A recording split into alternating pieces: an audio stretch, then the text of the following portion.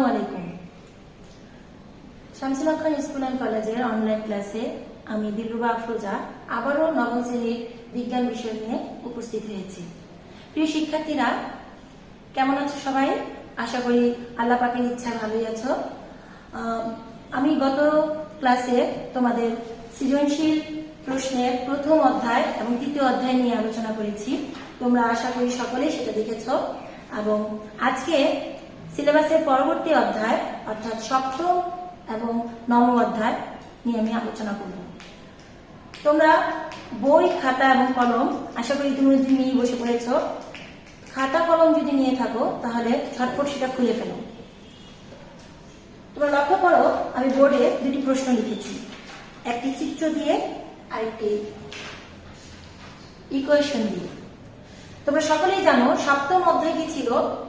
সপ্তম অধ্যায়ের নাম হচ্ছে অম্ল, ক্ষারক এবং লবণের ব্যবহার। এই অম্ল, ক্ষারক, লবণ, অম্ল কি? অ্যাসিড, ক্ষারক এবং লবণ, অর্থাৎ এই পুরো চ্যাপ্টারটার ভিতরেই অ্যাসিড, ক্ষারক এবং লবণ নিয়ে আলোচনা করা হয়েছে। এগুলোর বৈশিষ্ট্য, এগুলোর ব্যবহার এবং পাশাপাশি এগুলোর অপব্যবহার, প্রাত্যহিক জীবনে আমাদের এগুলোর কি গুরুত্ব, এগুলি সবকিছু নিয়ে এই অধ্যায় আলোচনা করা হয়েছে। অধ্যায়টি খুবই মজার একটি অধ্যায়, কিন্তু তুমি যদি ভালোভাবে অধ্যয়ন না করো, পড়াশোনা না করো, তাহলে কিন্তু তুমি কিছুই পারবে না। এটি বিজ্ঞানের রসায়নের একটি অধ্যায়, যার কারণে এটি খুব ভালোভাবে তোমাকে মাথায় রাখতে হবে।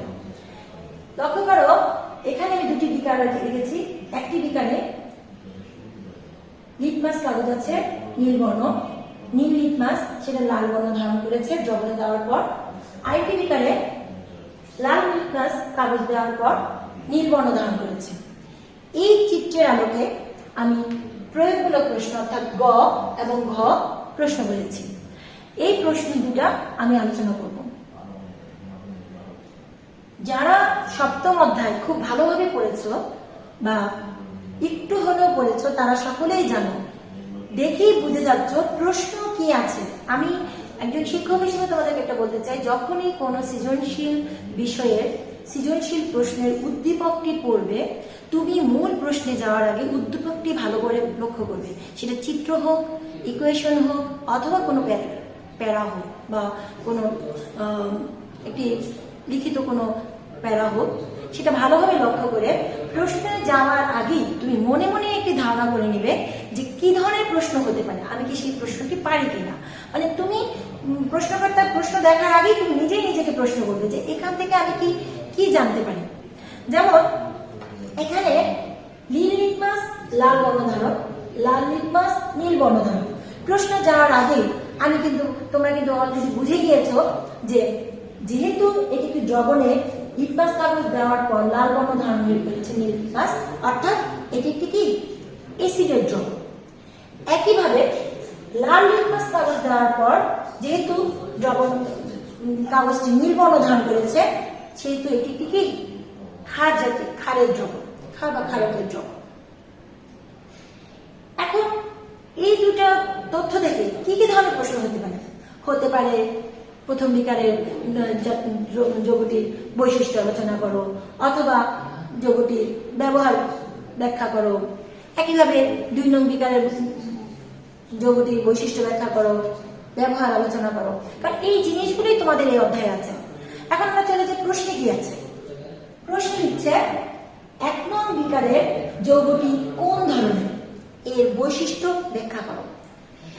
তোমাদেরকে বলে রাখি, প্রয়োগমূলক যে প্রশ্নগুলো থাকে সেখানেও তোমার 3টি স্টেপ থাকে। 3 নম্বরের জন্য 3টি স্টেপ। প্রথম স্টেপ হচ্ছে জ্ঞান, দ্বিতীয় স্টেপ হচ্ছে অনুধাবন, তৃতীয় স্টেপে হচ্ছে তোমার প্রয়োগ। অর্থাৎ প্রশ্নটির মধ্যে জ্ঞান খোঁজার চেষ্টা করবে। সেই জ্ঞান যদি বিজ্ঞানের সবসময় যে তোমার 3 স্টেপ হবে তা না, তবে বেশ কিছু প্রশ্নে তোমার 3 স্টেপ, উচ্চতর দক্ষতার 4টি স্টেপ হয়। যেমন এই প্রশ্নটি যদি তুমি লক্ষ্য করো, তাহলে লক্ষ্য করবে যে 1 নং বিকারের যৌগটি কোন ধরনের, এই কোন ধরনের প্রশ্নটি হচ্ছে তোমার জ্ঞান। এবং এই প্রয়োগমূলক প্রশ্ন 3টি স্টেপে লিখলে তোমার নাম্বার দিতে, যিনি খাতা দেখবেন শিক্ষকের খাতা দেখতে সুবিধা এবং তোমারও বুঝতে সুবিধা যে আমি কতটুকু অ্যান্সার করেছি, এখানে কত নম্বর পেতে পারি। এই যৌগটি কোন ধরনের, কোন ধরনের? অবশ্যই অ্যাসিড। যৌগটি একটি অ্যাসিডের দ্রবণ। তাহলে এই কথাটি লেখার জন্য তুমি 1 নম্বর পেয়ে যাবে। এখন আমরা বৈশিষ্ট্যের মধ্যে তো আলাদা করে তোমার 2টি স্টেপ করার প্রয়োজন নেই, চাইলে তুমি করতে পারো। বৈশিষ্ট্যগুলো আমরা সুন্দর করে, তোমরা এর আগের অনলাইন ক্লাসগুলোতে তোমরা জানো যে তোমাদের এই বৈশিষ্ট্যগুলো লেখা ছিল, পড়ানো হয়েছে। তোমরা যদি এখানে লিখে নাও উপরে যে এটি একটি অ্যাসিড, তারপর যদি তুমি অ্যাসিডের বৈশিষ্ট্য লিখো, অ্যাসিডের বৈশিষ্ট্য, সেই বৈশিষ্ট্যগুলো তুমি 1 নং 2 নং দিয়ে লিখতে পারো। অ্যাসিডের প্রথম বৈশিষ্ট্য অলরেডি প্রশ্নের মধ্যেই আছে, সেটা কি? অ্যাসিড নীল লিটমাস কাগজকে লাল করে। 2 নং হচ্ছে, 2 নং আমরা বলতে পারি অ্যাসিড টক স্বাদযুক্ত, বর্ণহীন, গন্ধহীন, এটাও একটি বৈশিষ্ট্য। এই বৈশিষ্ট্যগুলো হচ্ছে টক স্বাদযুক্ত, বর্ণহীন, গন্ধহীন, এই বৈশিষ্ট্যগুলো হচ্ছে ভৌত বৈশিষ্ট্য। ঠিক তেমনি রাসায়নিক বৈশিষ্ট্য হচ্ছে নীল লিটমাস কাগজকে লাল করে, এবং অ্যাসিড ক্ষারকের সাথে বিক্রিয়া করে। সাপোজ মনে করো HCl একটি অ্যাসিড, হাইড্রোক্লোরিক অ্যাসিড, আর ক্যালসিয়াম অক্সাইড একটি ক্ষার, তাহলে বিক্রিয়া করে হবে ক্যালসিয়াম হাইড্রোক্সাইড প্লাস পানি, calcium hydroxide chlorine, calcium chloride, calcium chloride plus পানি। এই একটি বৈশিষ্ট্য, অর্থাৎ অ্যাসিড ক্ষারের সাথে বিক্রিয়া করে লবণ এবং পানি উৎপন্ন করে। অ্যাসিড, ক্ষার, লবণ, পানি, অর্থাৎ এটি একটি বৈশিষ্ট্য। অ্যাসিড ক্ষারের সাথে বিক্রিয়া করে লবণ এবং পানি উৎপন্ন করে। তাহলে কয়টি বৈশিষ্ট্য আমরা অলরেডি বলে ফেলেছি? টক স্বাদযুক্ত, বর্ণহীন, গন্ধহীন, অ্যাসিড নীল লিটমাস কাগজকে লাল করে, অ্যাসিড ক্ষারের সাথে বিক্রিয়া করে লবণ ও পানি উৎপন্ন করে। আরো আছে অ্যাসিড ধাতুর সাথে বিক্রিয়া করে,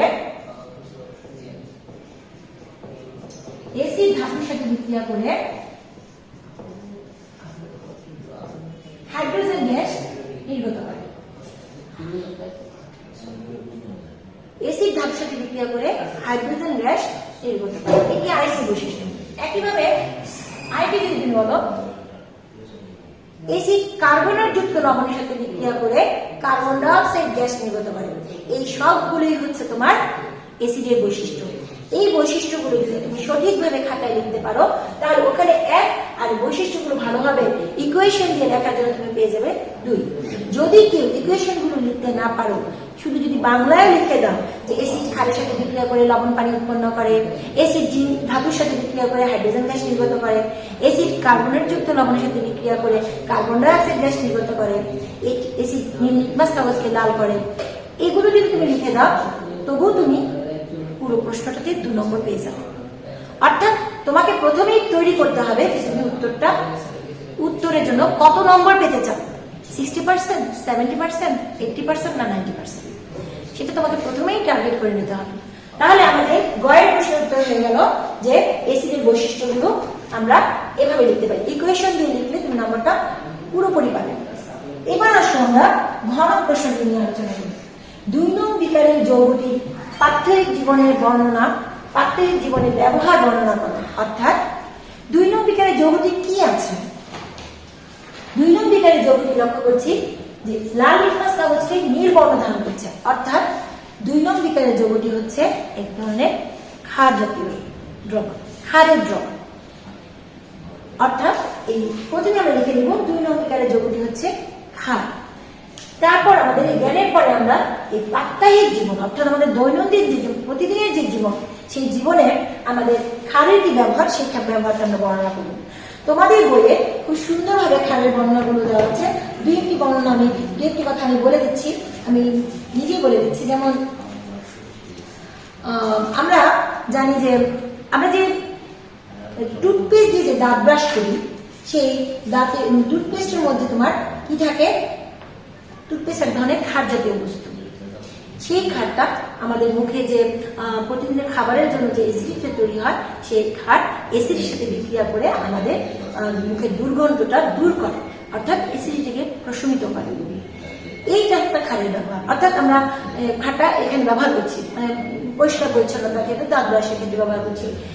কাপড় কাচার সাবান, এটাও এক ধরনের ক্ষার জাতীয় বস্তু। আমরা কাপড়ের মধ্যে যে ময়লা ধুলাবালি লেগে থাকে, সেটা ক্ষার তোমার তার সেই ধুলাবালি ময়লা দূরীভূত করে।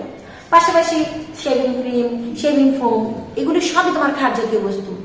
আরো আছে তোমার মাটির অ্যাসিডিটি দূর করার জন্য আমরা ক্ষার ব্যবহার করতে পারি। পাশাপাশি তোমার থালা বাসন পরিষ্কার করার জন্য সব সাবান যে ব্যবহার করি, সেগুলো এক ধরনের ক্ষার। গ্যাস্ট্রিকের গ্যাস্ট্রিকের ব্যথা বা হলে আমরা এক ধরনের বড়ি বা লিকুইড জাতীয় খাবার খাই, সেটা তোমরা সকলেই জানো, সেটা হচ্ছে অ্যান্টাসিড। তোমার সাসপেনশন আকারেও পাওয়া যায়, তোমার মানে লিকুইড আকারেও পাওয়া যায়, আবার ট্যাবলেট আকারেও পাওয়া যায়। সেটা খেলেও কিন্তু আমাদের ব্যথা দূরীভূত হয়। কেন? কারণ এটি এক ধরনের ক্ষার জাতীয় বস্তু। ক্ষার জাতীয় বস্তু এটা হচ্ছে ম্যাগনেসিয়াম হাইড্রোক্সাইড বা অ্যালুমিনিয়াম হাইড্রোক্সাইড একটি দ্রব।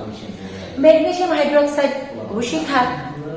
এরা তোমার এই পাকস্থলী যে হাইড্রোক্লোরিক অ্যাসিড নির্গত হয়, তার সাথে বিক্রিয়া করে এই অ্যাসিডিটিকে দূরীভূত করে। অর্থাৎ আমি দুই একটা বললাম, তোমরা এভাবে সুন্দর করে বই থেকে পয়েন্ট করে সুন্দর করে যদি লিখো যে ক্ষার জাতীয় বস্তুর যে ব্যবহার, তাহলে তোমরা অবশ্যই ক্ষার জাতীয় যৌগটি লেখার জন্য 1 এবং ওই ব্যবহারটা সুন্দরভাবে লেখার জন্য তুমি আরো 2 নম্বর অর্থাৎ 3 নম্বর অনায়াসে পেতে পারো। হ্যাঁ, স্কুল পর্যায়ে আমরা এই উচ্চতর দক্ষতা সম্পন্ন প্রশ্নগুলোতে সাধারণত 4 দিই না, খুব ভালো না হলে, কিন্তু তোমার জন্য 3ই যথেষ্ট। কারণ একটি প্রশ্নে 10-এর মধ্যে 9 বা 8 যথেষ্ট নাম্বার। তুমি 9 রাখার চেষ্টা করবে, 8 তো অবশ্যই দিতে হবে। এবার আমরা দ্বিতীয় প্রশ্নে চলে যাই। আরেকটি প্রশ্ন আমরা এই অধ্যায় থেকেই আমি তৈরি করেছি ইকুয়েশন দিয়ে। লক্ষ্য করো, এটি CaO অর্থাৎ calcium oxide H2SO4 sulphuric acid বা হাইড্রোজেন সালফেট যেটা বলছে, তৈরি হচ্ছে কি CaSO4 ক্যালসিয়াম সালফেট H2O। এটা তো সকলেই আমরা জানি, পানি। তোমরা অনেকেই ক্ষার দেখে চিনতে পারো না, যে ম্যাডাম কি করে বুঝবো? এটা যত বেশি তুমি পড়বে তত তুমি বুঝতে পারবে। যখন কোনো ধাতু সাথে অক্সিজেন অক্সাইড বা হাইড্রোক্সাইড থাকবে, তখনই সেটা হয়ে যাবে ক্ষার বা ক্ষার। এখানে ক্যালসিয়াম হচ্ছে একটি ধাতু, তার ডান পাশে দেখা হচ্ছে ও মানে অক্সাইড, তো ক্যালসিয়াম অক্সাইড এটি একটি ক্ষার। আর H2SO4 এটি সালফিউরিক অ্যাসিডের সংকেত। যখন কোনো সালফেট, ফসফেট, কার্বনের যৌগমূলকের মধ্যে হাইড্রোজেন যুক্ত থাকবে বা ক্লোরিন, এরকম যখন হাইড্রোজেন প্রতিস্থাপনীয় হাইড্রোজেন মূলকটা থাকবে, তখনই সেটাকে ধরে নেবে তুমি অ্যাসিড। অ্যাসিড চেনার উপায়ই হচ্ছে এর বাম পাশে যৌগটি তোমার হাইড্রোজেন মৌলটি থাকবে, যৌগটি থাকবে, তাহলে তুমি দেখেই চিনতে পারবে যে এটি অ্যাসিড। অর্থাৎ এখানে আছে ক্ষার। ক্ষার চেনার উপায় হচ্ছে ধাতু বাম পাশে থাকবে, ধাতুগুলোর নাম তোমরা নিশ্চয়ই জানো, জিঙ্ক, ক্যালসিয়াম, কপার, লেড, এগুলো সবই তোমার ধাতু। অতগুলো তোমাদের জানার প্রয়োজন নেই, তোমরা শুধু এখানে দেখো ক্যালসিয়াম, তার পাশে হচ্ছে ও অর্থাৎ অক্সাইড, এটি একটি ক্ষার। আর H2SO4 অর্থাৎ আমি বলেছিলাম যে হাইড্রোজেন থাকলে ধরে নিতে পারবে সেটি একটি অ্যাসিড, অর্থাৎ ক্ষার এবং অ্যাসিড আছে, তার সাথে বিক্রিয়া করে হচ্ছে ক্যালসিয়াম সালফেট, এটি একটি লবণ, পানি। আমরা একটু আগে আমি যে উত্তরটা তোমাদের বলেছিলাম, বৈশিষ্ট্য আলোচনা করেছিলাম, সেখানে কিন্তু আমি বলেছিলাম যে অ্যাসিড ক্ষারের সাথে বিক্রিয়া করে লবণ এবং পানি উৎপন্ন করে। অর্থাৎ এখানে সেই ইকুয়েশনটাই দেয়া আছে এবং তাদের নাম দিয়ে দিয়েছি। ক্যালসিয়াম অক্সাইডের নাম দিয়েছি মনে করো P, সালফিউরিক অ্যাসিডের নাম দিয়েছি Q, এবং লবণ ক্যালসিয়াম সালফেট হচ্ছে R, আর পানি হচ্ছে S। এটা জাস্ট প্রশ্নটা তৈরি করার জন্য নাম দেওয়া। এখানে আমি যদি গণক প্রশ্নে বলি আর জাতীয় যৌগের ব্যবহার বর্ণনা করো, তাহলে তোমরা ইতিমধ্যে বুঝে গিয়েছো আর জাতীয় যৌগটি হচ্ছে লবণ, এবং লবণের ব্যবহার তোমাদের বইতে অনেক সুন্দরভাবে আছে। আমি দু একটা বলছি, যেমন শিল্প কারখানায় আমরা লবণ ব্যবহার করছি। আর সবচেয়ে মজার কথা হচ্ছে আমরা প্রতিদিন যে খাবার খাই, সেই খাবারে যে আমরা টেবিল লবণটা ব্যবহার করছি, সেটা কিন্তু লবণ। আরো মজার ব্যাপার তুমি জেনে অবাক হবে যে আমরা প্রতিনিয়ত যে গাছপালায় তোমাদের যাদের বারান্দায় টবে ফুল গাছ লাগানোর শখ আছে তারা জানবে, তোমরা যে সারটা ইউজ করো, যে তোমার কেমিক্যাল রাসায়নিক যে সারটা ব্যবহার করো, সেই সারটাও কিন্তু এক ধরনের লবণ। জেনে তোমার কাছে একটু অবাক লাগছে, কিন্তু আসলেই লবণ। শুধু তাই না, এই যে চিনি তুমি খাচ্ছ, এটাও কিন্তু এক ধরনের লবণ জাতীয় পদার্থ। অতএব শুধু লবণটি যে লবণ তাই না, এই সাধারণ লবণটি যেটা আমরা টেবিলে খাবারের লবণ হিসেবে ব্যবহার করি সেটাকে আমরা বলি টেবিল লবণ। পাশাপাশি তোমরা যে টেস্টিং সল্ট বলো, স্বাদ বাড়ানোর জন্য যে লবণগুলো ব্যবহার করো, প্রত্যেকটি লবণই তোমার এক ধরনের লবণ জাতীয় যৌগ। এবং সারগুলো তোমার লবণ। তার মানে আমরা যা ব্যবহার করি, কৃষিকাজে আমরা সার ব্যবহার করছি, চামড়া শুকিয়ে যে কিছুদিন আগে যে কোরবানি হলো, সেই চামড়াগুলো যে আমরা সংরক্ষণ করার জন্য আমরা যে লবণ ব্যবহার করি, সেগুলোতেও আমরা লবণ ব্যবহার করছি। শিল্প কারখানায় খাবারের স্বাদ বৃদ্ধিতে আমরা লবণ ব্যবহার করছি। তো সেই লবণের ব্যবহার বইতে আরো সুন্দরভাবে আছে, আমি জাস্ট তোমাদের একটু সহায়তা করলাম যে তোমরা যাতে বুঝতে পারো। তারপর যে প্রশ্নটি আছে ঘ, কিউ জাতীয় যৌগের অপব্যবহার ও সামাজিক প্রভাব আলোচনা করো। তো কিউ জাতীয় পদার্থটি কি? এটি একটি অ্যাসিড।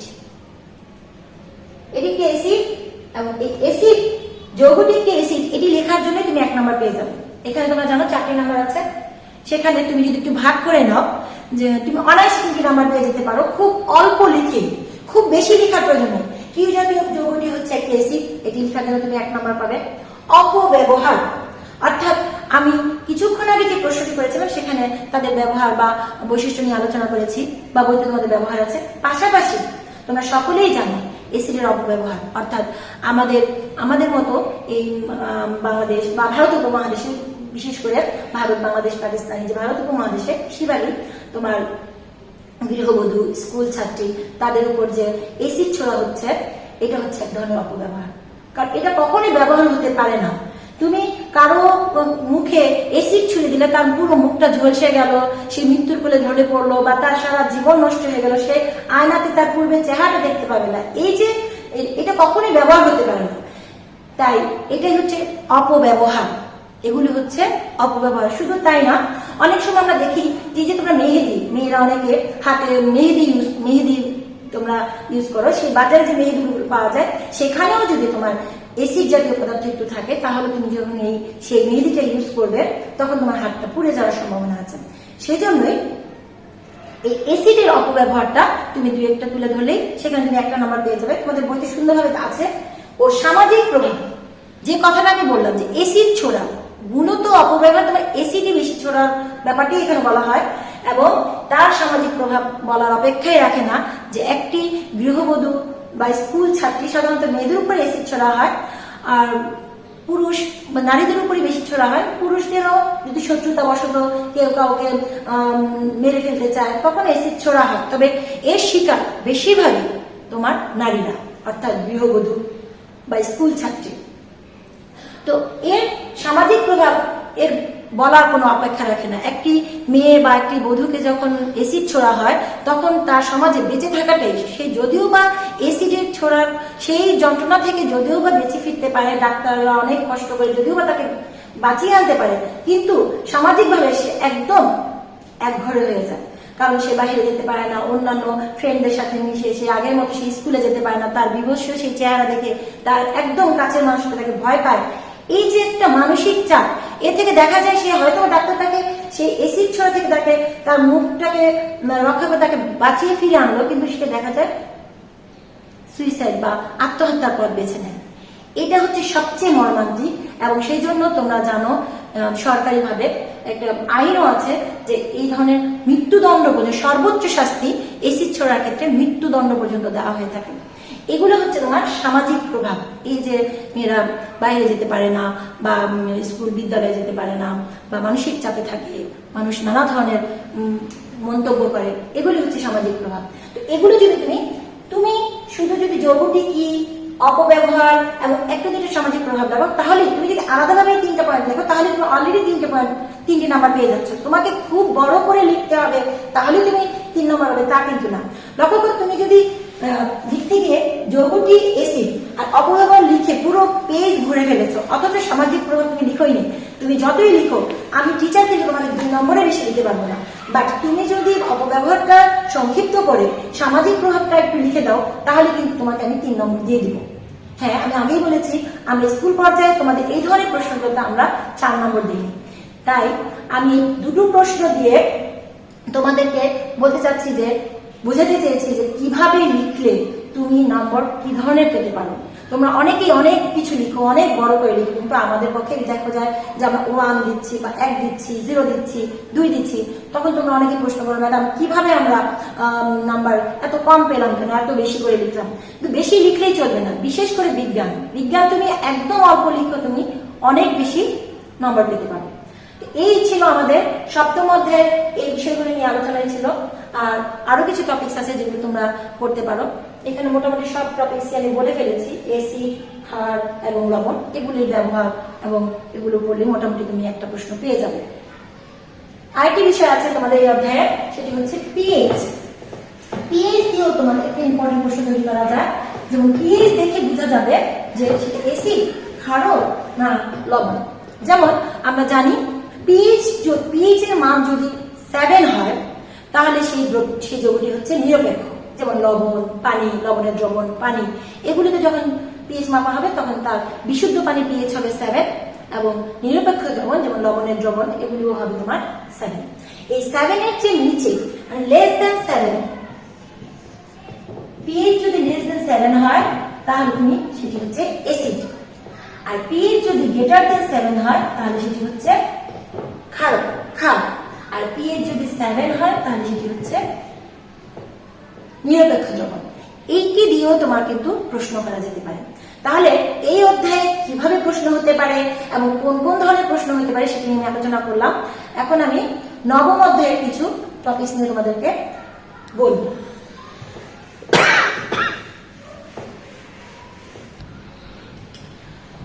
শিক্ষার্থীরা লক্ষ্য করো, নবম অধ্যায় হচ্ছে দুর্যোগের সাথে বসবাস।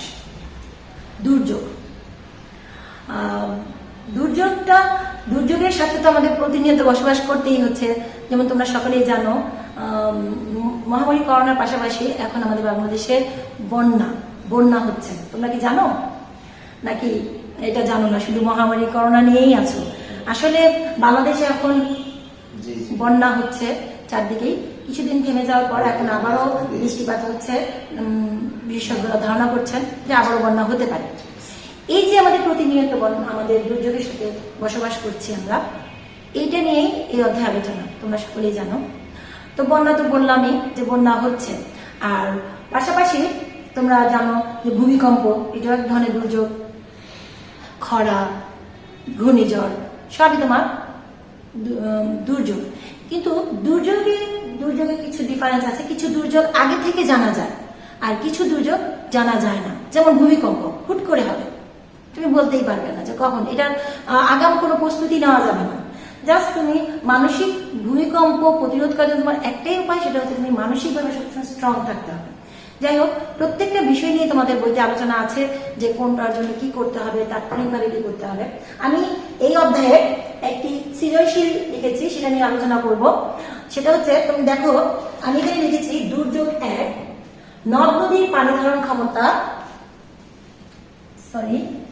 কমে যাওয়া।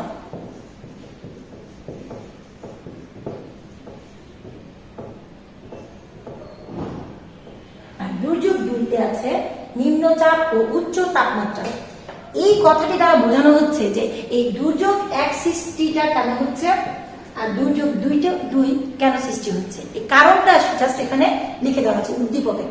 আমি মূল প্রশ্নে যাওয়ার আগে আমি আগেই বলেছি যে উদ্দীপক দেখেই তুমি টার্গেট করবে যে আমার কি ধরনের প্রশ্ন হতে পারে। দুর্যোগ 1, নদ নদীর পানি ধারণ ক্ষমতা কমে যাওয়া, এটা দেখেই যদি তুমি দুর্যোগের সাথে বসবাস এই চ্যাপ্টারটা পড়ে থাকো, তাহলে তোমার তাৎক্ষণিক বুঝে যাওয়া উচিত যে এটা তখনই হয় কোন দুর্যোগে, অবশ্যই বন্যা যখন হয় তখন নদ নদীর পানি ধারণ ক্ষমতাটা কমে যায়। সাপোজ দেখো, আমরা প্রায় এখন খবরে দেখছি যে পদ্মা নদী, এই নদীর পানি তোমার সুনামগঞ্জে যে নদীগুলো আছে সেই নদীর পানি বিপদসীমায় এত সেন্টিমিটার উপর দিয়ে বয়ে যাচ্ছে। এর মানে কি, তার এই তার পানি ধারণ একটুকু ছিল তার থেকে উপরে, এবং শুধু তাই না, সেই পানি তোমার উপচে পড়ে তোমার সমতল ভূমিতে যখন চলে আসছে তখনই কিন্তু বন্যার সৃষ্টি হচ্ছে, নিম্নাঞ্চলগুলি প্লাবিত হচ্ছে। তা অর্থাৎ আমি তোমরা দেখেই বুঝে যাচ্ছ যে এখানে বন্যার কথা বলা হচ্ছে। তো বন্যার কি চাইবে, প্রশ্ন কি চাইতে পারে, বন্যার মোকাবেলার কৌশল চাইতে পারে, তাৎক্ষণিক কি করণীয় সেটা চাইতে পারে, বা বন্যার পূর্ব প্রস্তুতি, এই দুর্যোগের এই জিনিসগুলো তোমাদের বইতে আছে, বা বন্যা কিভাবে সৃষ্টি হয় এটাও আসতে পারে। পাশাপাশি 2 নং দুর্যোগটি যদি তুমি লক্ষ্য করো, কারণ হচ্ছে নিম্নচাপ ও উচ্চ তাপমাত্রা। এটিও যদি তুমি লক্ষ্য করো যে এই যে কারণটা সেটা হচ্ছে তোমার সাইক্লোন বা ঘূর্ণিঝড়। এই সাইক্লোন বা ঘূর্ণিঝড় সৃষ্টির জন্য আমাদের যে কারণটা দায়ী সেটা হচ্ছে তোমার সাগরের নিম্নচাপ এবং উচ্চ তাপমাত্রা। অতএব এখানে তোমরা বুঝে যাবে যে ঘূর্ণিঝড় নিয়েই কোনো প্রশ্ন হবে। এই যে তুমি প্রশ্নটি দেখে তুমি বুঝে যাবে যে কি প্রশ্ন, আমাকে কি উত্তর করতে হবে, তাহলে কিন্তু তুমি অনেকটা এগিয়ে যাবে। কিন্তু অনেক কষ্টের দুঃখের ব্যাপার যে তোমরা যখনই প্রশ্নটা পাও তোমরা প্রশ্নটা আগে দেখো, কিন্তু উদ্দীপকটা কেউ লক্ষ্য করো না, ফলে তোমাদের উত্তর অনেক সময় ভুল উত্তর দেওয়ার কারণে তোমার নাম্বারটা আশানুরূপ পাও না। তো এখন আমি যে গ নাম্বার যে প্রশ্নটা করেছি সেখানে আছে দুর্যোগ 2 সৃষ্টির কারণ ব্যাখ্যা করো। অর্থাৎ এই যে দুর্যোগ 2, সেই দুর্যোগ 2টা কি, তাহলে তুমি প্রথমে লিখে ফেলতে পারো দুর্যোগ 2 হচ্ছে কি, সাইক্লোন বা ঘূর্ণিঝড়। এটির জন্য তুমি 1 নম্বর পেয়ে যাবে। তারপর সৃষ্টির যে কারণ, সেই কারণ তো অলরেডি একটি কারণ প্রশ্নে আছে যে নিম্নচাপ উচ্চ তাপমাত্রা, এবং সেটা তোমরা জানো যে সাগরের তাপমাত্রা যখন বেড়ে যায় তখনই কিন্তু এই ঘটনাটি ঘটে। এবং দুর্ভাগ্যবশত যদি সাগরের তাপমাত্রা 27 ডিগ্রি সেন্টিগ্রেডের চেয়ে বেশি হয় তখন এই ঘটনাটি ঘটে। এবং দুর্ভাগ্যবশত বঙ্গোপসাগরের তাপমাত্রা বেশিরভাগ সময় তোমার এই তাপমাত্রাটাই থাকে, যার কারণে প্রায়ই আমাদের মানে নিউজ শোনা যায় যে সাগরে নিম্নচাপ সৃষ্টি হয়েছে, কোথাও ঘূর্ণিঝড় বা হালকা বৃষ্টিপাত হতে পারে। এই নিউজগুলি তখনই হয়, কারণ এই নিম্নচাপের কারণে তোমার কি হয়, যখন পানিগুলি বাষ্পীভূত হয়ে জলকণায় রূপান্তরিত হয় তখন সেই বাষ্পীভবনের সুপ্ত যে তাপটা থাকে, পানি তাপের কারণে যখন বাষ্পীভূত হয় তখন যে তাপটা থাকে সে বাতাসে সেই তাপটা ছড়িয়ে যায়, এবং সেই তাপটা তখন হালকা হয়ে উপরের দিকে উঠে থাকে, এবং আশপাশ থেকে তোমার অন্যান্য যে হালকা যে জায়গাটা খালি হয় সেখানে আশেপাশে থেকে তোমার বাতাসটা চলে আসে, এবং তখন তোমার ঘূর্ণির সৃষ্টি হয়। যাই হোক, আমি এই ক্লাসে খুব ডিটেলস তোমাদের বলতে পারলাম না, কারণ আমি অন্য একটি জিনিস তোমাদের বোঝাবো, কিন্তু তোমাদের বইতে সুন্দরভাবে এই ঘূর্ণিঝড় সৃষ্টির কারণটি আছে, শুধু ওইটুকু লিখলেই তোমরা নম্বর পেয়ে যাবে। একইভাবে তারপরে ঘয়ে যে প্রশ্ন সেটি হচ্ছে দুর্যোগ 1 মোকাবেলার কৌশল ও তাৎক্ষণিক করণীয় আলোচনা করো। দুর্যোগ 1 তো দেখি বুঝে গিয়েছ, সেটি কি, বন্যা। বন্যা লেখার পর তুমি মোকাবেলার কৌশল। এখন এটা তো আর যুদ্ধ না যে তুমি ঢাল তলোয়ার নিয়ে তুমি যুদ্ধ করবে, এটা হচ্ছে মোকাবেলাটা তুমি এভাবে করবে যে বন্যা হওয়ার আগে যদি তুমি প্রস্তুতিটা নিয়ে রাখো, সেটাই হচ্ছে তোমার মোকাবেলার কৌশল। যেমন এই যে যখনই ভারী বৃষ্টিপাত হচ্ছিল, নদী পানি বেড়ে যাচ্ছিল, তখনই কিন্তু এই যে দুর্যোগ ব্যবস্থাপনা যে মন্ত্রণালয় তারা কিন্তু তখন কি করে, উঁচু উঁচু ভবনগুলোকে আশ্রয়কেন্দ্র হিসেবে ঘোষণা দেন, বা রেডিওতে তোমার এই নিম্নচাপ যে হচ্ছে সেটার খবরাখবর দিয়ে দেন, যাতে মাঝ নদীতে যে সকল ট্রলার বা মাছ ধরার জাহাজগুলো যে থাকে তারা যেন তীরে চলে আসতে পারে, এই খবরগুলো প্রচার করেন। এই যে আগাম প্রস্তুতি, এগুলোই হচ্ছে তোমার মোকাবেলার কৌশল। যত তাড়াতাড়ি প্রস্তুতি নেওয়া যাবে তত তুমি আমরা এটাকে মোকাবেলা করতে পারবো। শুধু তাৎক্ষণিক করণীয় এটাই, তাৎক্ষণিকভাবে তুমি যখনই শোনা যাবে যে আশ্রয়কেন্দ্রে চলে আসো, তাৎক্ষণিকভাবে তো আশ্রয়কেন্দ্রে চলে যেতে হবে। এমন করা যাবে না যে না একটু দেখি, একটু পর যদি বৃষ্টি হয়, পানি যদি বাড়ে তাহলেই যাবো না। এই যে ব্যাপারগুলো, এগুলো যখনই কোনো নিউজ দেওয়া হবে তখনই সেভাবেই আমাদেরকে ব্যবস্থা গ্রহণ করতে হবে। সেগুলো হচ্ছে তাৎক্ষণিক করণীয়। বইতে আরো বিশদভাবে আছে, তোমরা সেটা পড়ে মুখস্থ করে নিবে। আমি শুধু এটা দেখালাম কি ধরনের প্রশ্ন তোমাদের এই অধ্যায় থেকে হতে পারে। যাই হোক, আজকে এই পর্যন্তই। তোমরা গত ক্লাস এবং আজকের ক্লাসে যা কিছু আমরা বললাম সেগুলো যদি ভালোভাবে পড়ো, আমি অলরেডি 4টি চ্যাপ্টারে নিয়ে আলোচনা করেছি। এই 4টি চ্যাপ্টার পরবর্তী ক্লাস না হওয়া পর্যন্ত এগুলো তোমরা খুব ভালোভাবে মুখস্থ করে ফেললে পরবর্তী ক্লাসে যখন পড়াবো তখন তোমাদের আর লোড হবে না। তো আজকে এই পর্যন্তই। আমি দিলরুবা আফরোজা তোমাদের সবার কাছ থেকে বিদায় নিচ্ছি। আল্লাহ হাফেজ, আসসালামু আলাইকুম।